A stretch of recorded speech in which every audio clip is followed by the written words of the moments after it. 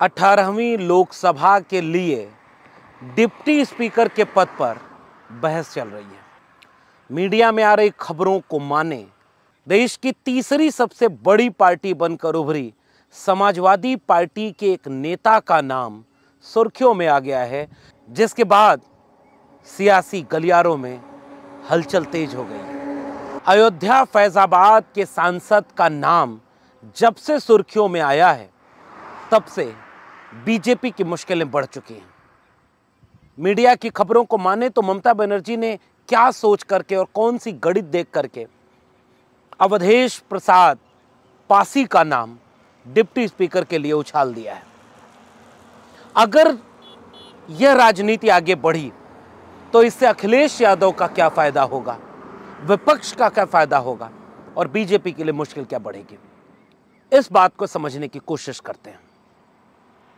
तो अभी की स्थिति यह है कि लोकसभा में जैसे नेता प्रतिपक्ष का पद अरसे बाद मिला है और राहुल गांधी नेता प्रतिपक्ष के ओहदे पर बैठे हुए हैं। ये पद है जिसके लिए 10% सांसदों की जरूरत होती है। एक परंपरा भी रही कि अगर सांसद कम भी रहे तो दिल अगर बड़ा रहे तो ये पद दे दिया जाता था विपक्ष के नेताओं को। लेकिन जब दिल छोटा रहे, सीना बड़ा हो जाए तो कई तरह की परंपराएं नहीं मानी जाती। लेकिन इस बार सदन में सीटों के मुताबिक 10% का कोटा पूरा होने के बाद कांग्रेस के पास नेता प्रतिपक्ष का पद आ गया। लोकसभा अध्यक्ष फिर से उन्हें ही चुन लिया गया जो बैठ जाओ कहने में माहिर है, बैठिए, जो अपने तेवर से पिछले दिनों लगातार माइक बंद ही नहीं कई तरह के विवादों में घिरते रहे। अब बात आई है डिप्टी स्पीकर पद पर, यानी लोकसभा में उपाध्यक्ष कौन होगा। अभी आगे इसी बार की कार्रवाई में यह फैसला होगा या इसके आगे बात बढ़ेगी, ये तो आने वाले वक्त में पता चलेगा। लेकिन विपक्ष लगातार सदन के भीतर, चाहे वो नीट का मसला हो, चाहे वो सदन की तमाम प्रक्रियाओं का मसला हो, विपक्ष अपनी दावेदारी, विपक्ष अपनी उपस्थिति मौजूदगी कायदे से जाहिर कर रहा है। ऐसे ही वक्त में एक खबर मीडिया के बीच तैर रही है और वो खबर ये है, लोकसभा उपाध्यक्ष के पद पर ममता बनर्जी ने एक नाम आगे उछाल दिया है और वो नाम है उत्तर प्रदेश में समाजवादी पार्टी के बड़े वरिष्ठ नेता, अयोध्या फैजाबाद लोकसभा सीट से बीजेपी के सांसद को हराने वाले नेता, अखिलेश यादव के पीडीए के परचम पर सबसे ऊपर आने वाले नाम वाले नेता अवधेश प्रसाद का। अवधेश प्रसाद जी दलित समाज से आते हैं। अयोध्या हरा दिया उन्होंने बीजेपी को। अखिलेश यादव के पीडीए की रणनीति का सबसे बड़ा मील का पत्थर अगर कोई बना तो वह अयोध्या फैजाबाद सीट पर अवधेश प्रसाद ने अपनी जीत से वो झंडा गाड़ा है। दलित समाज से आने के बावजूद सामान्य सीट पर चुनाव लड़े और बीजेपी के उस सांसद को हरा दिया जिसने दंभ अहंकार में ये कहा था कि सरकार तो 272 पर बन जाती है, लेकिन संविधान में बहुत बड़े बड़े बदलाव लाने होते हैं, संविधान कई बार बदलना होता है, उसके लिए 400 सीट चाहिए। अयोध्या वालों ने उसे ही बदल दिया। अवधेश प्रसाद चुनाव जीत गए।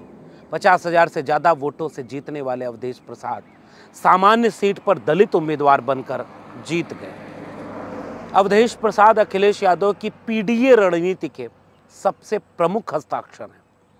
जब अखिलेश यादव नेता प्रतिपक्ष विधानसभा में हुआ करते थे तो उत्तर प्रदेश की विधानसभा के भीतर उनकी कतार में, उनके बराबर में जो दूसरे सज्जन बैठा करते थे वो अवधेश प्रसाद थे। उसके बाद अखिलेश यादव ने अपनी राजनीति को आगे बढ़ाते हुए जब वो सदन पहुंचे, लोकसभा पहुंचे, तो हाथ थामे हुए, एक हाथ में बाबा साहब के संविधान को लेकर और दूसरे हाथ में अयोध्या फतेह करने वाले अवधेश प्रसाद का हाथ लेकर उन्होंने एक पैगाम शुरुआती दिनों में ही दे दिया था।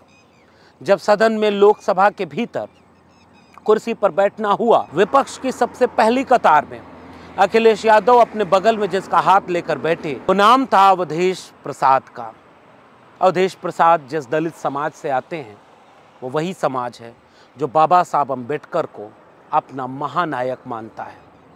वैसे तो बाबा साहब डॉक्टर अम्बेडकर पूरे देश और मानवता के नायक हैं, लेकिन जिस समाज को बाबा साहब के संविधान के पहले हक अधिकार सम्मान अगर न मिला हो, वह समाज तो बाबा साहब को अपना नायक मसीहा मानेगा ही।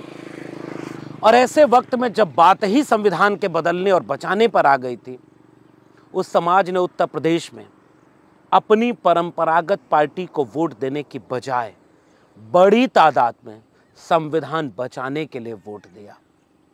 उत्तर प्रदेश की राजनीति में एक समय मानवर कांशीराम जिस राजनीति को आगे बढ़ाया करते थे, उन्होंने 85% बहुजनों को एक करने की बात करके पूरे देश में बहुजन समाज पार्टी को एक राष्ट्रीय पार्टी बनाकर एक मिशन आंदोलन को खड़ा किया। आज बहुजन समाज पार्टी का एक विधायक जो कि अपने दम पर है और लोकसभा में सांसद एक भी नहीं है। ऐसे वक्त में वो समाज जो जिंदा समाज है, वो समाज जो जागरूक समाज है, उस समाज ने फैसला सुनाया कि वो संविधान बचाने के लिए विपक्ष के खेमे के साथ खड़ा है। और इसलिए अखिलेश यादव की दूरदर्शी राजनीति ने उन्हें वो सम्मान देने का ठाना जो सम्मान समाज ने दिया था।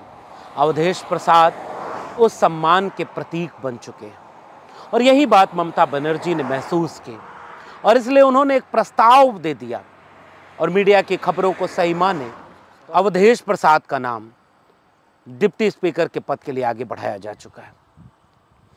और अगर ये डिप्टी स्पीकर के पद पर नाम आगे बढ़ा दिया जाए तो पूरे देश के दलित समाज, शेड्यूल कास्ट कम्युनिटी के बीच एक पैगाम देने में इंडिया गठबंधन कामयाब होगा। जो पैगाम वो मल्लिकार्जुन खड़गे के जरिए देना चाहता है, जो पैगाम अखिलेश यादव पीडीए के जरिए देना चाहते हैं, अवधेश प्रसाद उसके एक सबसे प्रमुख हस्ताक्षर बनेंगे। आने वाले दिनों में चाहे वो महाराष्ट्र का चुनाव हो, हरियाणा का चुनाव हो, बिहार का चुनाव हो या और कई राज्यों का चुनाव, उत्तर प्रदेश के 10 विधानसभा के उपचुनाव हो, इनमें उस समाज को एक बड़ा संदेश दिया जा सकता है जो समाज संविधान को अपने सीने से लगाता है। वो समाज विपक्षी गठबंधन को और भरोसे से देख सकता है। अखिलेश यादव लगातार उस भरोसे को जीतने की कोशिश में लगे हुए हैं। लोकसभा की सीटें जब 37 हुई और ऐतिहासिक बहुमत समाजवादी पार्टी ने जीता तो वो उस यकीन और भरोसे की वजह से जीता जिसे और वो पुख्ता करने की कोशिश करेंगे। और उस क्रम में अवधेश प्रसाद का नाम आगे बढ़ाना एक बहुत बड़ा मील का पत्थर साबित हो सकता है और पूरे विपक्ष को पूरे देश में उस कम्युनिटी के करीब ला सकता है जो कम्युनिटी संघ और भाजपा को नापसंद करती है, बाबा साहब के संविधान को सबसे बड़ी अपने लिए चीज़ मांगती है और उसके बचाने में हर हद तक तत्पर रहती है। वहीं बीजेपी के लिए ये गहरी मुश्किल हो जाएगी।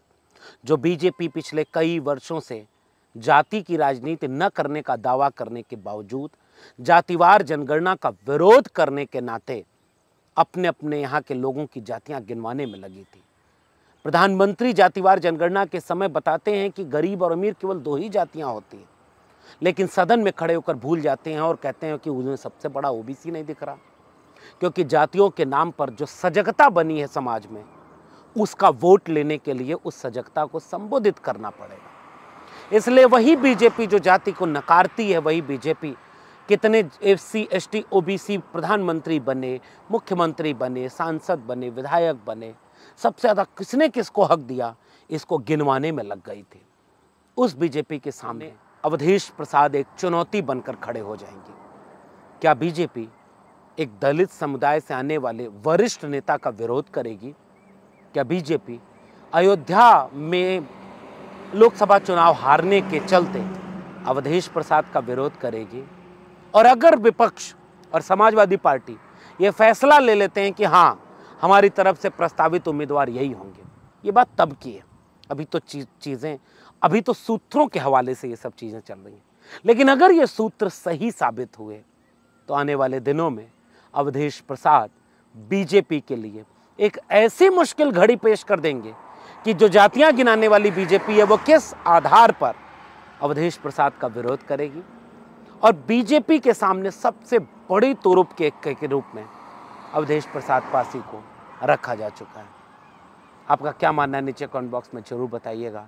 फिर मिलेंगे किसी और विशेषण के साथ, तब तक के लिए बहुत बहुत धन्यवाद।